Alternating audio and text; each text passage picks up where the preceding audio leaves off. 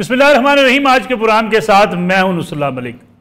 नाज़रीन, साबिक वज़ीर-ए-आज़म और मुस्लिम लीग नवाज के कायद मियां नवाज शरीफ एक बार फिर वही नारा दोहरा रहे हैं कि मुझे क्यों निकाला।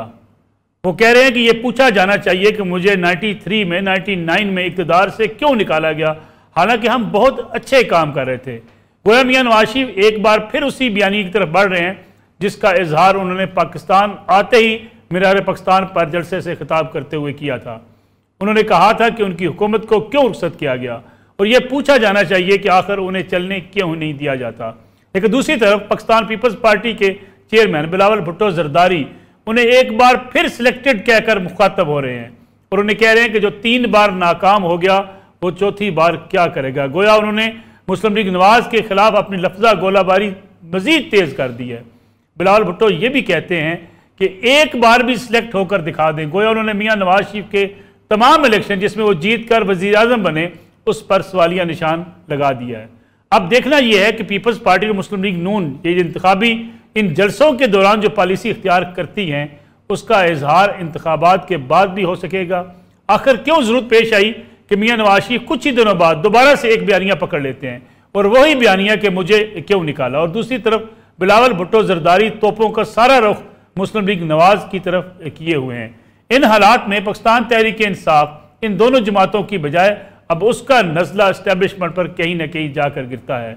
अगर देखा जाए नारे लगते हैं उनके कन्वेंशन में या तकारीर होती हैं तो उनका टारगेट भी मुल्क की इस्टेब्लिशमेंट होती है। अब आने वाले दिनों में ये तीनों सियासी जमातें जो बड़ी सियासी जमातें तस्वर की जाती हैं इनके सियासी बयानिए क्या होंगे। असूली तौर पर तो अवाम ये पूछना चाहते हैं, ये जानना चाहते हैं कि कौन सी जमात अवाम के लिए क्या मंशूर लेकर आ रही है, अवाम की फलाह बहबूद के लिए क्या किया जाएगा। जो आज तक हम टैक्स रिफॉर्म्स नहीं कर सके वो हम कैसे करेंगे। मुल्क को इस मईशत की जो बोझ तले हम दबे हुए हैं जिस बुरी मईशत की वजह से इससे हम कैसे निकलेंगे। इस तरफ ध्यान शायद कम है लेकिन एक दूसरे के खिलाफ लफ्ज़ा गोलीबारा जो है वो बहुत ज़्यादा है।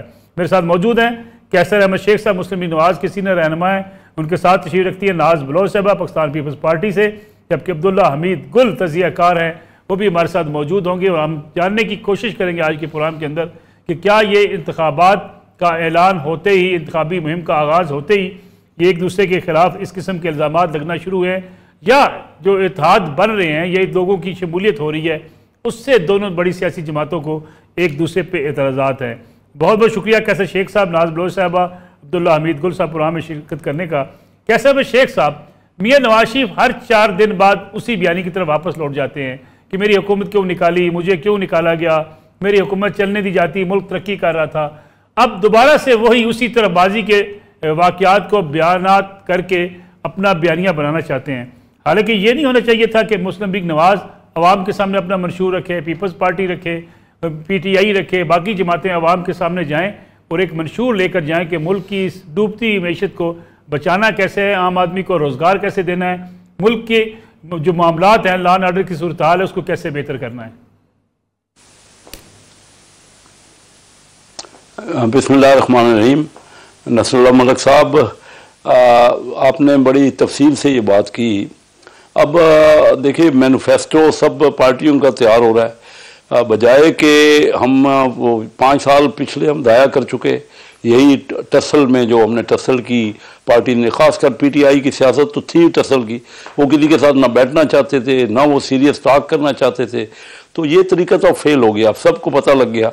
मियां नवाज शरीफ साहब को ये कलक है कि वो समझ रहे हैं कि बहुत कुछ पाकिस्तान आगे जा रहा था लेकिन उसको रोका गया और वो 2017 के बाद आज 2023 का जो 6 साल का अरसा गुजरा है वो पाकिस्तान के जो तरक्की हो रही थी, चाहे वो 3.5 साल का PTI का दौर हो, चाहे 16-17 महीने की कोलिशन गवर्नमेंट हो, देखिए वो फिर वो बात बन नहीं सकी जो कि पाकिस्तान जिस तरह तरक्की कर रहा था और जो हमारा ग्रोथ था। आज देखिए बात ये होनी चाहिए कि दुनिया में, पूरी दुनिया में, ये UNDP की मैं आपको रिपोर्ट दे रहा हूँ, 64 करोड़ गरीब लोग हैं और दुनिया की आबादी है 800 करोड़, यानी सारे अमीर और गरीब मुल्कों की एवरेज जो है 8% लोग गरीब हैं और 92% लोग गुर्बत की लकीर के ऊपर हैं। लेकिन हमारे यहाँ 24 करोड़ में से 9.5 करोड़ लोग गुर्बत की लकीर के नीचे हैं, जो कि 38% होता है, यानी 100 में से 38 लोग को ये पता नहीं है कि उन्होंने अपना किस तरह अपनी ज़िंदगी गुजारनी है, और उनके लिए सारी जो भी तरक्की है और मादूम है ना, वो एजुकेशन 2.5 करोड़ बच्चा स्कूल नहीं जा रहा। हम सब का तो टारगेट ये होना चाहिए, पूछना ही यही चाहिए हर एक से कि आप आएंगे, आप ये जो 9.5 करोड़ खरबत की लकीर के नीचे लोग हैं कितना कम करेंगे, आप आबादी में इजाफा जो हो रहा है वो किस तरह उसको देखेंगे, आप जो बच्चे 2.5 करोड़ स्कूल नहीं जा रहे उनको किस तरह स्कूल भेजेंगे, क्या कुछ किया। चीन में जाता था 1972 में पहली बार गया, वहां पे गुर्बत की इंतहा थी, मैंने खुद देखी अपने आंखों से, और आज उन्होंने 60-70 करोड़ लोगों को गुर्बत से निकाल दिया है, और हम नए गरीब पैदा कर रहे हैं। तो क्या कर रहे हैं सर इसमें, और क्या करते हैं आपके प्रोग्रामों में पार्टियों की बात है। जी मैं बस इसी को एक्सप्लेन कर रहा हूँ। जी आपका सवाल दुरुस्त है। मैं वही बात कर रहा हूँ नसरुल्लाह मलिक साहब कि हमारी सियासत तो ये होनी चाहिए ना, जैसे आपने खुद कहा, देखिए किसी पर हर बंदा आके अपनी पार्टी की कहता है कि हमने बहुत ज़्यादा तरक्की, क्या नेट रिजल्ट क्या है। 1990 में इंडिया की ओवरऑल GDP हमसे 4 गुना थी, आज वो 23 साल बाद 13 गुना हो गई है। इंडिया का पर कैपिटा हमसे डबल हो गया है। अभी आप मुझे बताइए कि हम कहाँ जा रहे हैं, और इसके अलावा मैंने आपको निशानदेही कर दी। हमें तो यही एक दूसरे से सवाल करना, मैं भी यही कर रहा हूँ, मैं अपनी पार्टी में भी ये बात करता हूँ जो आप कह रहे हैं कि कर क्या रहे हैं, हुआ क्या है। हम मिफ्ता इस्माइल को हमने वजीर खजाना बना दिया, मुझे उसका कोई बैकग्राउंड बता देना, कोई इलेक्ट होके आया, कोई लोगों के पास तो हम जा रहे हैं। मैं 31 साल से इस कोशिश में हूं कि मुल्क के लिए क्या कुछ किया जाए, अपना बिजनेस यानी छोड़ छाड़ के मैं अपनी कॉन्स्टिट्यूंसी में हर गली मोहल्ले में जाता हूं, इसी तरह बाकी लोग भी। मेरा मकसद इलेक्टेड आदमी, क्योंकि आपका आइन कहता है कि मईशत के मामला सारे जो है वो बजट में जो सारा है वो कौमी असम्बली वालों ने बनाना है, उसमें सेनेट का कोई रोल नहीं है। लेकिन हमारे यहाँ कौमी असम्बली के पास ये चीज़ें आती ही नहीं है। तो नसरुल्लाह मलिक साहब आप दुरुस्त कह रहे हैं, हमें अभी भी समझ जाना चाहिए, ये झगड़े खत्म करने चाहिए, और हमें बैठ के मुफाहमत की सियासत कैसे होंगे जब इतनी महाजराई। मैं वापस आता हूँ आपके कैसे शेख साहब, नाज बलोच साहबा बिलावल भुट्टो जरदारी की इलेक्शन कैंपेन जारी है, जलसों से वो खिताब कर रहे हैं, बजाय इसके कि वो पिछली हुकूमत जो PTI की हुकूमत गुजरी जिस पे उनकी बड़ी तनकीद करते थे, वो उसको छोड़कर अब मियां नवाज शरीफ को टारगेट किए हुए हैं। वो कहते हैं सिलेक्टेड हैं, सिलेक्ट होने दोबारा जा रहे हैं, पहले भी सिलेक्ट हुए, कभी इलेक्शन नहीं जीते। इस माहौल में तो बहुत दूरियां बढ़ जाएंगी। बराए मेहरबानी होल्ड कीजिए। नाज बलोच साहब आपको मेरी आवाज आ रही है?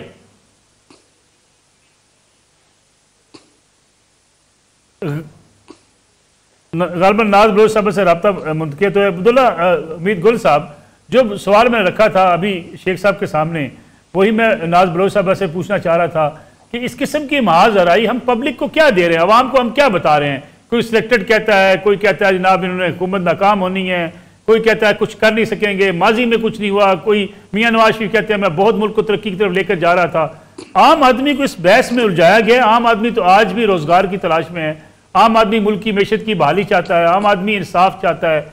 इस तरफ तवज्जो देने की बजाय सियासतदान आपस में लड़ते रहते हैं। बिस्मिल्लाहिर्रहमानिर्रहीम। मलिक साहब बहुत शुक्रिया आपका। देखिए, जहां तक ताल्लुक है, आप बड़े सीनियर सहाफी हैं और आपके सामने बहुत सारे नशेबो फराज आए, आपने हुकूमतों की कारकर्दगी भी देखी। बात यह है कि अगर इधर कहा गया कि 3 दफा वो आए और हमने देख लिया, तो सिंध में तो 3 दफा, वहां भी तो 15 साल इकट्ठे रहे आप, वहां भी हमने देख लिया। कराची के अंदर जो देखा वो अल्लाह न करे किसी को भी दिखाए। जो थरपारकर के अंदर मौत का रक्श हुआ वो भी अल्लाह ताला किसी को ना दिखाए। बात ये नहीं है, बात यह है कि ये निजाम का जो एक डगमगाना है ये अच्छी बात नहीं है। और अगर अभी तक 70 साल के बाद भी हम निजाम का तयन कर रहे हैं तो फिर ये यकीनन लम्हा फिक्रिया है। लेकिन जो भी है फैसला कर लें। दूसरी बात यह है कि सिलेक्टेड, मेरे ख्याल में किसी को कहना या महाजराई की सियासत, पाकिस्तान महाजराई का इस टाइम पे मुतहम्मल नहीं हो सकता। ये ना सियासी पार्टियों को सूट करेगा और ना ही जो है वो ये सिस्टम को सूट करेगा और ना ही पाकिस्तान के हवाले से कोई खैर का कलमा होगा। क्योंकि अगर अभी इस टाइम पे सिस्टम को डगमगाया, गो कि मैं इस सिस्टम के खिलाफ हूं, तो फिर बहुत मामलात जो है वो पेचीदा हो जाएंगे। क्योंकि मुल्क को सिक्योरिटी सूरत हाल का चैलेंज है। 60% बकौल निगरान वजीर आजम साहब के हमारे जो सिक्योरिटी मामलात हैं उनके अंदर अबतरी आई है।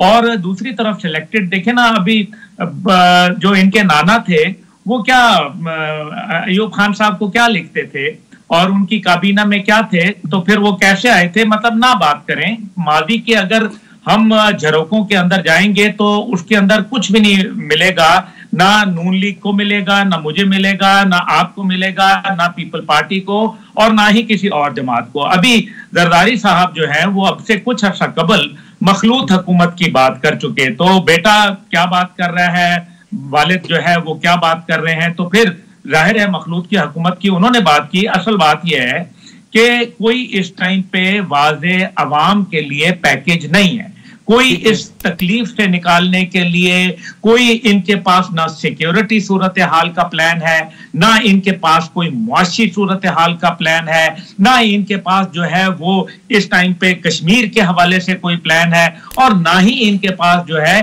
किसी किस्म की जो इंडस्ट्री को बूस्ट करने का प्लान है वो भी सामने नहीं नजर आ रहा है। इसलिए सिर्फ जातियात, मफादात और अपने जो इधर उधर केसेस और अपने मामलात को सीधा करना। अभी 9.5 करोड़ अवाम अगर सतह गुर्बत से नीचे रह रही है, तो मलिक साहब ये बताइए कि पहली हुकूमत जो पीपल्स पार्टी की आई उसकी परफॉर्मेंस अच्छी थी या आखिरी वाली की? तो पहली की अच्छी थी, तो फिर बतदरीज कमी क्यों आई? इसी तरीके से मुस्लिम लीग की जो पहली हुकूमत थी उसकी परफॉर्मेंस ज्यादा बेहतर थी बनिस्बत के उसकी तीसरी हुकूमत, और फिर जो मुश्तरका हुकूमत पीडीएम की शक्ल में आई उसने तो मेरे ख्याल में कौम की चीखें निकलवा दी। और उस दौरान में जो पीटीआई की हुकूमत आई वो तो मेरे ख्याल में उसके ऊपर क्या बात आदमी करे, वो तो अपने ही मुल्क के जो है वो वैरी हो गए। तो मकसद ये है कि इस टाइम पे मेहरबानी करके एक ऐसी फिजा कायम करें जिसके अंदर महाज आराई ना हो, बल्कि एक ऐसा सिस्टम हो जिससे अवाम को रिलीफ मिले, वरना ये अवाम आपको उठा के बाहर फेंक देगी। ठीक है नाज बलोच साहबा, महाज आराई के खिलाफ पीपल्स पार्टी की तकारीर हैं, आपके बयानात हैं, और जब इमरान खान साहब हुकूमत में थे एक बड़ा इल्ज़ाम मुस्लिम लीग नवाज और पीपल्स पार्टी यही लगाया करती थी कि इमरान खान साहब महाज आराई छोड़ें और मुल्क के लिए काम करें, मुल्क की तरक्की के काम करें, तरक्याती मनसूबे लेकर आएँ। आज बिलावल भुट्टो जरदारी के जलसों में सिवाय महाज आराई के कुछ नहीं है। बिस्मिल्लाहिर्रहमानिर्रहीम। नसरुल्लाह मलिक साहब, देखें बात यह है कि बिलावल भुट्टो जब बात कर रहे हैं तो वो डेफिनेटली अवाम को एक रास्ता दिखा रहे हैं और बता रहे हैं कि अवाम जो जिनको वोट करने का हक है और अवाम को वोट का हक भी देने वाले कौन है। आज पाकिस्तान की अवाम जो है, जो अभी गुफ्तगू थोड़ी देर पहले कुछ मैंने सुनी, पूरी गुफ्तगू तो मैंने नहीं सुनी, लेकिन इस बात से कौन डिनाई कर सकता है कि शहीद जुल्फिकार अली भुट्टो ने ही पाकिस्तान के हर आम और खास को पासपोर्ट तक का हक दिलवाया, वरना इससे पहले पासपोर्ट तो लग्जरी हुआ करता था। आईने पाकिस्तान जुल्फिकार अली भुट्टो ने दिया, वो तो शायद किसी को याद नहीं आता। बात यह है कि पाकिस्तान पीपल्स पार्टी एक जमहूरी प्रोसेस के थ्रू आने वाली पॉलिटिकल पार्टी है और बेकदर हमारी जो है कुर्बानियां हैं। इस बात में कोई हमारे दुश्मन भी इस बात से अग्री करते हैं कि पीपल्स पार्टी के खून के ऊपर जो है रंग के जमहूरियत पाकिस्तान में आई है। शहीद मोहतरमा बेनजीर भुट्टो ने जब एक आमिर को ललकारा, अपनी जान की कुर्बानी देकर रेस्टोरेशन ऑफ डेमोक्रेसी के लिए वो आई और पीपल्स पार्टी ने अवाम की खिदमत करके दिखाई।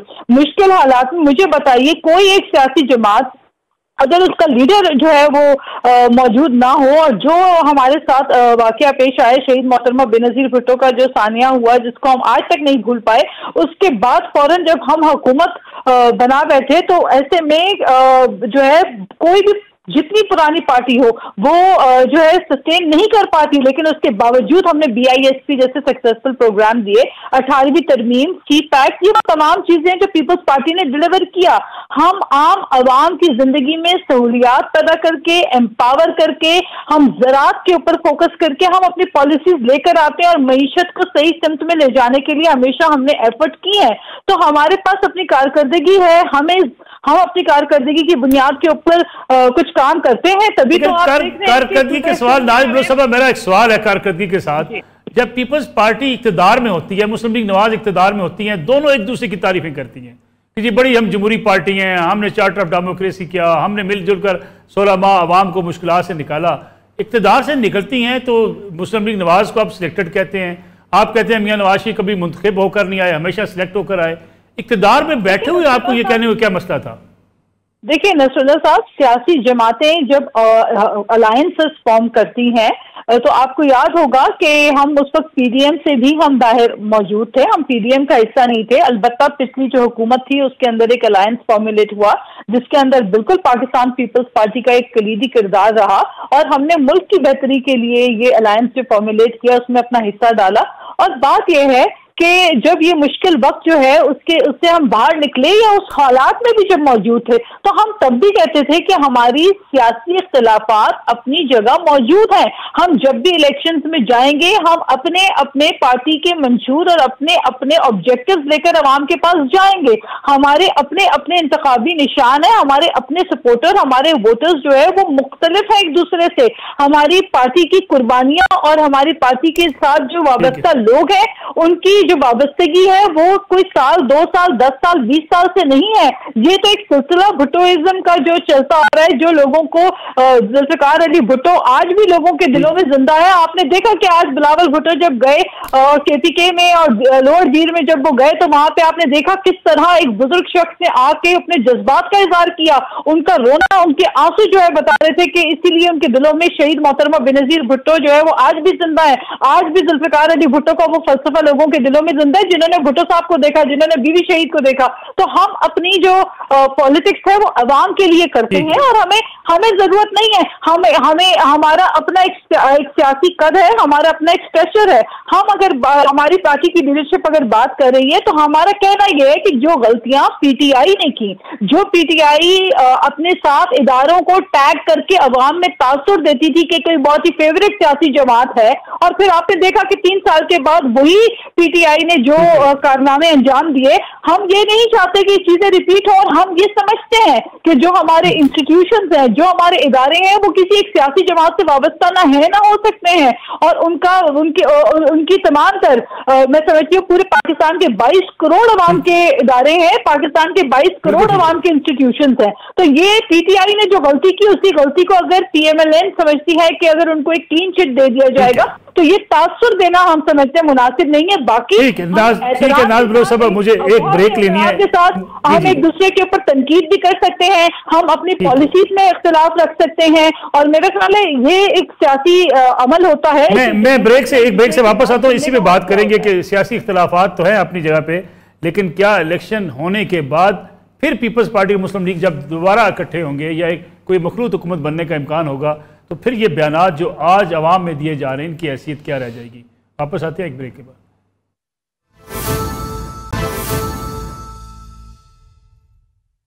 पुनः में एक बार फिर खुश आमदीद। कैसे शेख साहब, ये तो होता है अमूमी तौर पर इलेक्शन मुहिम के दौरान सियासतदान अपनी इंतखाबी मुहिम के दौरान दूसरों पर इल्ज़ाम भी लगाते हैं, जारहाना सियासत भी होती है, इलेक्शन कैंपेन का ये हिस्सा होता है सब कुछ। लेकिन जिस अंदाज से पीपल्स पार्टी पुकार रही है आपको कि आप सिलेक्ट होने जा रहे हैं, आवाम आपको वोट नहीं देंगे, लेकिन आप एक बार फिर जो है वो सिलेक्ट होकर वज़ीर आज़म बनना चाहते हैं, इन हालात में इंतखाबात के बाद क्या पीपल्स पार्टी और पीएमएलएन इकट्ठे बैठ सकेंगे? मलिक साहब, ये अभी चंद दिनों की बात है कि आसिफ जरदारी साहब ने कहा कि मोहसिन नकवी जो पंजाब का वज़ीर आला है वो मेरे बेटों की तरह है। इस तरह 3-3.5 महीने पहले कौमी असम्बली में बिलावल भुट्टो जरदारी साहब ने तकरीर की और मैं वहाँ मौजूद था, तो उन्होंने कहा कि जिस अंदाज से और जिस रवादारी और जिस खुश असलूबी से मियाँ शहबाज शरीफ साहब ने प्राइम मिनिस्टरशिप की है और जिस तरह उन्होंने पीपल पार्टी को फेवर की है वो मुस्लिम लीग से ज़्यादा की है। अब ये तो बयानात इनके ही असम्बली में हैं। अब मुझे समझ नहीं आती कि अलग हुए हैं, कौन सा हमने ऐसी गलती हो गई? हमारा तो अलायंस था, हमारी तरफ से कोई बात ऐसी नहीं हुई। अगर आपको नज़र नहीं आ रहा, पब्लिक आपके साथ नहीं है, आप पंजाब में आपको किसी जगह की कोई अकोमोडेशन नहीं हो रही, तो इन बातों से तो कुछ नहीं होगा। कोई जाके अपना जैसे मैंने पहले कहा कि मंशूर हम दें, सब मंशूर दें अपना, हम बताएं कि मुल्क को कैसे आगे लेके जाएंगे। हमारे में देखिए सब चीज़ें तो तयशुदा हैं, स्टेट ओन्ड एंटरप्राइजेज हैं वो घाटा कर रही हैं, एक्सपोर्ट हमारी है नहीं, 30 अरब डॉलर टोटल एक्सपोर्ट है, हमारा रेवेन्यू है नहीं, 8% हमारी कौमी आमदनी का रेवेन्यू है। एक्सपोर्ट लेड ग्रोथ से सारी दुनिया ने तरक्की की है, रास्ता सबको पता है। बजाय कि हम वो बातें करें, समझाएं ना। मैंने आपसे पहले कहा कि 9.5 करोड़ लोग गुर्बत के लकीर के नीचे हैं। चीन ने 60 करोड़ लोग जो गरीब थे उसको निकाल दिया गुर्बत से। हमने एजुकेशन दी नहीं, हमने क्या देखिए किंग एडवर्ड हार्वर्ड कॉलेज और मुगलपुरा इंजीनियरिंग लाहौर में पार्टीशन यानी हमारी आज़ादी से पहले के थे। इसी तरह एनईडी इंजीनियरिंग कॉलेज और डाउ मेडिकल कॉलेज कराची में 1947 से पहले के थे। ऐसे सैकड़ों कॉलेज हमने क्यों नहीं बनाए जिसमें बच्चे हमारे हुनर सीखते हैं, या टेप्टा के जो इदारे थे, हमारे बच्चे 24 करोड़ की आबादी है, दिमाग है हमारे पास, हमने उन दिमागों से फायदा क्यों नहीं उठाया? हम आपस में लगे हुए हैं, वो अच्छा वो बुरा, वो हम सब पाकिस्तानी हैं ना जी, पाकिस्तान के लिए सब ने काम करना है। तो आए बैठे मिलजुल की मफाहमत करें, अपना अपना मैनिफेस्टो दें, पब्लिक के पास जाएं, पब्लिक को अपना प्रोग्राम दें, और ये सिर्फ या ये बता दें कि कैसे इनको लेवल प्लेइंग फील्ड नहीं मिल रही। मुझे भी तो समझ आए ना, मैं भी हल्के में अभी हल्के से होके आ रहा हूँ, एक हफ्ता उधर था चिन्योट में, तो मुझे ये बताया तो जाए कि इनको किस चीज का हमें मिल गई है लेवल प्लेइंग फील्ड और इनको नहीं मिली। कोई कंप्लीट एविडेंस देना जी। ठीक है, कैसे सब प्रोग्राम को मुख्तसर वक्त है थोड़ा सा आज। नाज बलोच साहब, कैसे लेवल प्लेइंग फील्ड नहीं आपको मिल रही जो कैसर शेख सब कह रहे हैं? देखिए, पाकिस्तान पीपल्स पार्टी जो है वो हमें किसी से कोई हिस्सा जो है जबरदस्ती ना हमने मांगा है, ना कभी हमारी ऐसी डिमांड रही है। हम अपना हक और अपना सियासी हक जो है उसको हासिल करने के लिए अपनी आवाज बुलंद करते रहेंगे। और क्योंकि पाकिस्तान पीपल्स पार्टी ने अवाम में डिलीवर किया है, BISP जैसे बेहतरीन प्रोग्राम्स पाकिस्तान पीपल्स पार्टी के, और CPAC पाकिस्तान पीपल्स पार्टी का ब्रेन चाइल्ड है, वो तमाम चीजें पीपल्स पार्टी ने जो डिलीवर की है उसी की बुनियाद के ऊपर हमें पता है कि कराची से लेकर GB तक पाकिस्तान पीपल्स पार्टी की अपनी एक पहचान, अपनी है। हमें जो है सियासी पॉइंट स्कोरिंग के लिए हम बयानात नहीं कहते। हमारी लीडरशिप अगर बात करती है तो वो ये कह रहे हैं कि जिस तरह से आप देखें ना, मियां साहब की हुकूमत थी, शहबाज शरीफ साहब हुकूमत में थे, और उनकी हुकूमत के दौरान जो है नवाज शरीफ साहब पाकिस्तान नहीं आ पाए, और एकदम से उनकी हुकूमत के जाने के बाद उनके तमाम तवातुर से चीजें उनके लिए जिस तरह से तासुर आ रहा है कि जो उनके लिए आसानियां हो रही हैं, तो डेफिनेटली क्वेश्चन मार्क तो पैदा होता है। मैं आपसे अभी थोड़ी देर पहले यही बात कर रही थी कि ये वही तासुर है जो PTI दिया करती थी। वो इलेक्शन की कैंपेन से पहले ही आपको कहां ले जाएगा नाज बलोच साहबा? इलेक्शन के बाद अगर आपको बैठना पड़ जाता है, PMLN मियां नवाज शरीफ वजीर आजम होते हैं, आप हुकूमत का हिस्सा बनते हैं, फिर आप सिलेक्टेड कह सकेंगे उनको सामने बैठ के? देखिए, पाकिस्तान पीपल्स पार्टी के तो लीडर ने इमरान खान को सिलेक्टेड कह दिया, इमरान खान को पता ही नहीं चला और वो तालियां भी बजाते रहे उसके ऊपर, और बहुत देर बाद उनको पता चला कि उन्हीं को सिलेक्टेड कहा था। तो ये जुर्रत और हिम्मत तो पीपल्स पार्टी की लीडरशिप में है। हम जो बात करते हैं अपनी बात खुलकर करते हैं, लेकिन सिलेक्टेड के साथ हुकूमत में कैसे बैठेंगे? एक तो हम कहेंगे ये अवाम के वोटों से आके बात करते हैं। एक जमहूरी जमात कैसे कहेगी कि आप अवाम के वोटों से मुंतखब होकर नहीं आए लेकिन हम आपके साथ? देखिए, ये तो अब देखिए, हम तो समझते हैं कि जो पाकिस्तान ने तरक्की किया उस मुश्किल वक्त में 2008 में जब मुल्क दहशतगर्दी की लपेट में था और मुल्क में 2 खौफनाक सैलाब आए, उसके बावजूद हमने कोई रोना पीटना नहीं डाला, हमने डिलीवर करके दिया। और हमारी वही कारकर्दगी की बुनियाद पे हम ये समझते हैं कि अवाम दोबारा पाकिस्तान पीपल्स पार्टी को मौका देगी कि पीपल्स पार्टी आए और एक गरीब दोस्त पॉलिटिकल पार्टी, एक अवाम दोस्त पॉलिटिकल पार्टी जो कि अवाम की के लिए बेहतरी के जो है मौके पैदा करती है और जो डिलीवर करने की जो है एक हिस्ट्री रखती है, तो ऐसी पॉलिटिकल पार्टी की तरफ अवाम देखते भी हैं। हमें तो हर जगह जहां हम जाते हैं, कैसर साहब जाते हैं, अपने हलकों में जाते हैं, डेफिनेटली उनके भी एक तजुर्बा अपने हलके का बहुत वसी और बहुत बड़ा तजुर्बा है, कई अरसे से वो इलेक्शन लड़ते आए। इसी तरह हम जब अपने अपने हलकों में जाते हैं तो हम देखते हैं कि आज आप देख रहे हैं कि कराची में जो है आपका हमारा मेयर भी कराची का एक जाला बना। इसका मतलब यह है कि पीपल्स पार्टी की जहां पे हुकूमत है सिंध में, वहां पे लोग पीपल्स पार्टी को पसंद करते हैं। यही वजह है कि PMLN को अगर आप देखें तो आपको सिंध भर में कहीं पर जो है PMLN के कैंडिडेट्स तक नहीं मिलेंगे, जीतना तो दूर की बात है। तो ये मामला तो अपनी जगह होते हैं, लेकिन लेट द इलेक्शंस कम, जब इलेक्शंस आएंगे, इलेक्शन में अवाम किसकी तरफ जाती है, कौन सी पॉलिटिकल पार्टी इस पोजीशन में बनती है कि वो हुकूमत कायम करे, तो तब की बात है। लेकिन अभी से ही विक्टोरियस स्पीचेस जिस तरह से PMLN देने की कोशिश कर रही है और तासुर देने की कोशिश कर रही है कि गोया के उनके लिए तमाम चीजें पहले से प्री प्लान्ड है, ये तासुर गलत है और यही इलेक्शन में सवालिया निशान बन के सामने आता है। Let the day come, let the people decide. 8 फरवरी को अवाम अपनी वोट की ताकत के जरिए खुद निकल के अपना फैसला करें कि वो किस सियासी जमात को अपने लिए बेहतर समझते हैं, पाकिस्तान की तरक्की के लिए किसको बेहतर समझते हैं। ठीक है अब्दुल्ला हमीद गुल साहब, आपको लगता है कि इस वक्त जो इलेक्शन होने जा रहे हैं उसमें कोई इत्तेहादी हुकूमत बनेगी या मियाँ नवाज शरीफ जो दावा कर रहे हैं कि हम जो है अपने नंबर्स पूरे कर लेंगे और मुस्लिम लीग के पास सादा अक्सरियत होगी? नहीं, इत्तेहादी तो हुकूमत बनेगी। और आपने कहा कैसे मिलके बैठेंगे, मैं इस बात पे हंस रहा था। उसी तरीके से जिस तरह से जब बैठे, जिनको कहा कि पेट फाड़ के उनकी दौलत लाएंगे, उनको सड़कों पे घसीटेंगे, फिर साथ बैठ गए ना। और फिर क्या हकीकत नहीं है कि उस टाइम पे शहबाज शरीफ साहब को जो है वो वजीर आजम माना और फिर उनके साथ मिलकर हुकूमत की गई।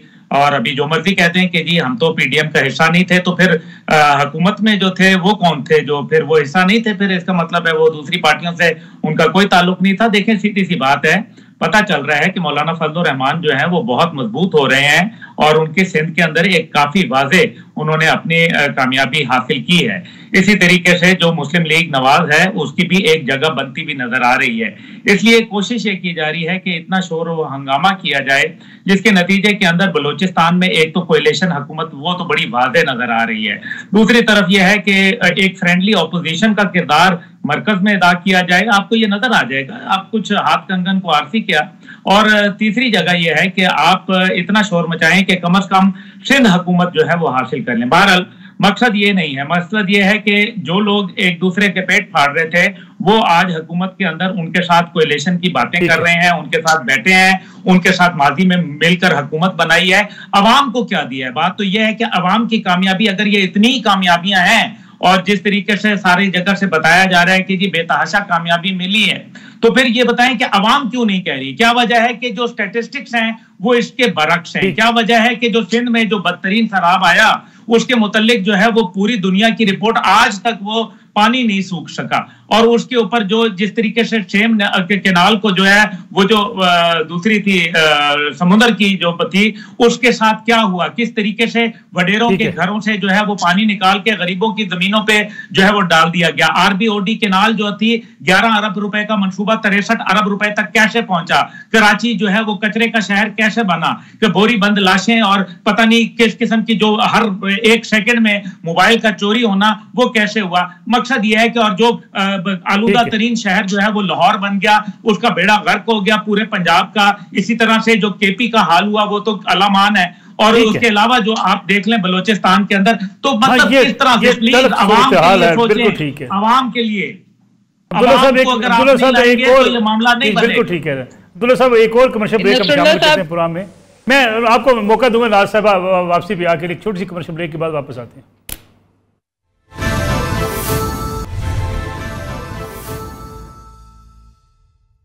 प्रोग्राम में एक बार फिर खुश आमदीद। कैसा है अहमद शेख साहब? बड़ा मुख्तर बचा है प्रोग्राम के लिए। आज मियाँ नवाज शरीफ साहब ने कहा कि फैसला कर लिया इलेक्शन में अवाम के सामने सच बोलूँगा। ये कौन सा इतना बड़ा सच है जिसका मियाँ साहब को अभी से ऐलान करना पड़ा है? जी मियाँ साहब देखिए बड़ी खुल के बात करते हैं और उन्होंने ये कहा है ना कि मैं तमाम पार्टियों के पास जाऊंगा, मैं मुफाहमत करूंगा, मैं कोई इंतकाम की सियासत नहीं करूंगा। और जो कुछ हक़ाइक़ हैं वो सच बयान कर रहे हैं कि क्या हुआ, पीछे क्या हुआ और आइंदा क्या तवक्को कर रहे हैं। जो भी अपना टारगेट देंगे या मैनिफेस्टो देंगे वो सच होगा। हम तो चाह रहे हैं कि मुल्क के जो है ना दूसरी पार्टियों के साथ मुफाहमत के साथ आगे बढ़े और मिलजुल के हम जो हालात हो गए हैं ना वो सब ने वादे कर दिया। हमारी किसी से मुखासमत नहीं है, ना कोई हम बदला लेने की सियासत कर रहे हैं। बिलावल भुट्टो क्यों कह रहे हैं कि मुस्लिम लीग को अगर हुकूमत मिली तो इंतकाम का सिलसिला शुरू हो जाएगा? देखिए उनकी अपनी बातचीत को उनके वालिद मोहतरम ने वो तो खुद ही कह दिया ना कि बिलावल साहब को अभी तजर्बे की ज़रूरत है। तो बहरहाल वो अभी आ रहे हैं। मैं उनका वेल विशर हूँ, यंग आदमी है और बहुत अच्छा वो एज ए फॉरेन मिनिस्टर उन्होंने अच्छी कारकर्दगी का मुजाहरा किया है। तो मैं समझता हूँ कि पाकिस्तानी तमाम पाकिस्तानियों को मिलजुल के, मैं एक ही बात पे जोर दे रहा हूँ, ये वक्त ऐसा है कि हम बहुत पीछे रह गए हैं और दुनिया बहुत आगे चली गई है। देखिए मैं आपको बताऊँ 10 अरब हमारा डिफेंस का बजट 2017 में 10 अरब डॉलर था, इंडिया का 40 अरब डॉलर था। आज हमारा 6.5 अरब डॉलर रह गया और इंडिया का 83 बिलियन डॉलर हो गया है। हमसे 4 गुना था 6 साल पहले डिफेंस उनका बजट, आज 14 गुना हो गया है। तो क्या कर रहे हैं हम, क्या कर रहे हैं, दुनिया को देख रहे हैं बांग्लादेश किस तरह आगे बढ़ रहा है, उनकी एक्सपोर्ट जो है हमसे कोई 1.5 गुना है, उससे भी ज़्यादा है। तो हम क्या कर रहे हैं, सिर्फ आईटी में ही जो ट्रेड हो रही है, जो एक्सपोर्ट इंडिया की है, दिमाग है ना जी, दिमागों को उन्होंने ट्रेन किया। हमने अच्छे अच्छे कॉलेज इंस्टीट्यूशन बनाने चाहिए, हम तालीम में आगे जाएं, बहुत अपॉर्चुनिटी। अभी यही हमारा खित्ता रह गया है जो कि डेवलप होना है, इंशाल्लाह अपॉर्चुनिटी बहुत ज़्यादा है। नाज बलोच साहब, क्विकली आप भी रिस्पॉन्ड कर दे ताकि मुझे पूरा वाइंड अप करना है।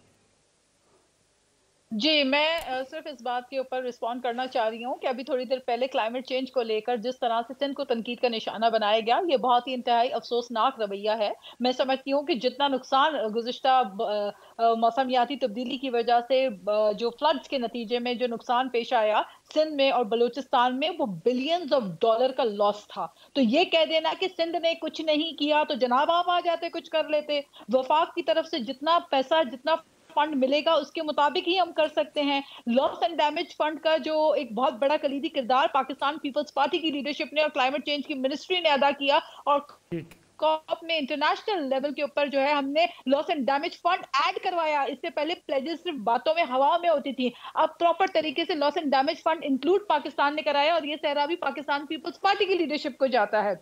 बिलियंस ऑफ डॉलर का नुकसान, क्लाइमेट चेंज के नतीजे में होने वाला बिलियंस ऑफ डॉलर का नुकसान तनहा सिंध पूरा नहीं कर सकता। सिंध तो जो कमाता है, सिंध तो अपना हिस्सा सबसे बढ़ चढ़ कर आगे आके देता है, और फिर मईशत का पहिया हमारा चलता है। और ये इस तरह से तनकीद करके आप अल्फाजों में सिर्फ एक टॉक शो में आके 1 मिनट में कह दें कि जी सैलाब में अभी तक सिंध डूबा पड़ा हुआ है, तो सिंध को शौक नहीं है डूबने का। सिंध के जितने वसाइल हैं, हम अपने वसाइलों में रहकर हमने सिंध की खिदमत की है। हमें पता है फसलें तबाह हुई हैं। आप अगर थोड़ी सी मालूमात हासिल कर लें तो जो हमारे खैरपुर की फसलें डिस्ट्रॉय हुई हैं, जो हमारे खजूर के जो फसलें डिस्ट्रॉय हुई हैं, जो हमारे मीरपुर खास से लेके नवाबशाह से लेके घोट की पूरा का पूरा सिंध जो है वो डूबा हुआ था, और हमारी मईशत का जो दारोमदार है वो ज़राअत के ऊपर है। तो आप मुझे बताइए कि वसाइल जो आपके पास ना हो तो एक सूबे को क्रिटिसाइज करना ये बहुत नाइंसाफी है। हमारे पास यूनाइटेड नेशन के जनरल सेक्रेटरी आकर पाकिस्तान में, सेक्रेटरी जनरल आके उन्होंने पाकिस्तान में इज़हार अफसोस किया, और उन्होंने देखा अपनी आंखों से, दुनिया भर से ऑब्जर्वर्स आए, सबने माना कि ये हमारी कैपेसिटी से बियॉन्ड एक लॉस हमने फेस किया है। और यहाँ आप टॉक शो में आके कहते थे सिंध ने सैलाब का मुकाबला नहीं किया। ये बड़ी बचकाना बातें हैं। मेरे ख्याल है इन बातों में हमें पहले अपनी तहकीक करनी चाहिए। अब्दुल्ला हमीद गुल साहब, इलेक्शन के बाद क्राइसिस खत्म होगा या मजीद बढ़ेगा? देखिए, अब नजर तो ये आ रहा है कि इलेक्शन जैसा भी होगा उसके बाद जो है वो मसाइल जो है वो बढ़ते चले जाएंगे। उसकी बड़ी वजह यह है कि इलेक्शन जो है वो जिस तरीके से, जिस नहज के ऊपर ये चला रहे हैं वो नजर नहीं आ रहा। और जहां तक ताल्लुक है मसाइल का, तो जाहिर है जब आप एक कोएलिशन गवर्नमेंट बनाएंगे, तो हमने अभी पीडीएम की गवर्नमेंट में कोएलिशन देखी थी। दूसरी बात यह है कि टीवी पे टॉक शो पे आके बात नहीं करते, तो फिर एंजेलिना जोली के भी ख्यालात सुन लें, वो भी यूनाइटेड नेशन की थी। और जब यूसुफ रजा गिलानी साहब के खाने पे वो गई थी, उन्होंने क्या बोला था कि मुझे वॉमिट आ रही है, ये भी सुन ले। टॉक शो पे आके सिर्फ यकतरफा ना सुनाए बातें, दूसरों के भी मुंह में पूरी जबान होती है। सैलाब के हवाले से वो जो एंजेलिना जोली ने जो बोला था ना, वो भी सुन ले आप, और वो भी आप सुन ले जो आपने जो सिंध के अंदर, वो सबको पता है। वो पागल कुत्तों ने जो लोगों को खा लिया था वो भी लोगों को पता है। वो ऐसी बात ना करें, बात वो करें जो आप फिर चले। अब्दुल्ला हमीद गुल साहब, नाज बलोच साहब, कैसर में शेख साहब, तीनों मेहमानों का बहुत शुक्रिया। इंशाल्लाह कल आपकी खिदमत में दोबारा हाजिर होंगे। इजाज़त दीजिए, अल्लाह हाफ़िज़।